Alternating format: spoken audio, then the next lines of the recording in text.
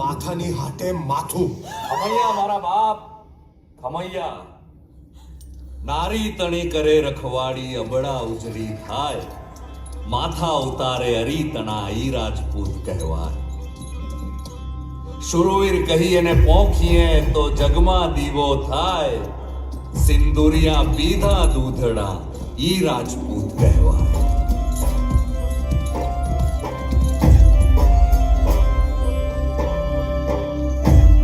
મૂળે સોરઠનો, નામે અર્જુન બારોટ.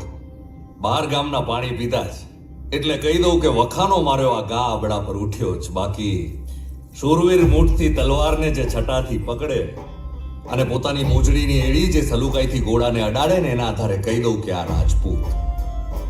ને રણભૂમિમાં હાકોટા જે હલકથી લલકારે, એના આધારે કહી દઉં કે આ ગોહિલવાળા, ઝાલાવાળા, હાલાર અને આ કચ્છ કે પછી કાઠિયાવાડ.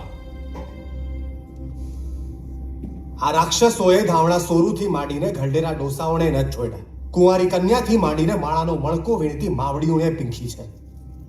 અમારા પંથકના શિવ મંદિરના પૂજારીને જીવતા બાળ્યા. આ ખીલજીને તો હવે એની ભાષામાં જ જવાબ દેવાનો છે. તો પછી બાપ એમનામાં ને આપનામાં ભેદ હું રહેશે?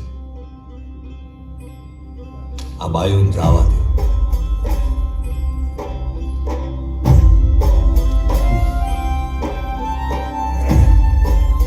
કહી દેજો તમારા ખીલજીને કે આ દેશના લડવૈયા હજી માટી ભેગા માટી નથી થયા.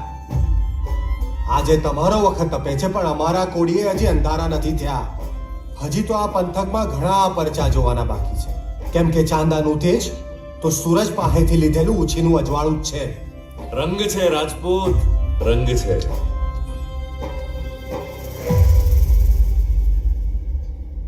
हम आपके शुक्रगुजार हैं. बेगम जुबेदा ने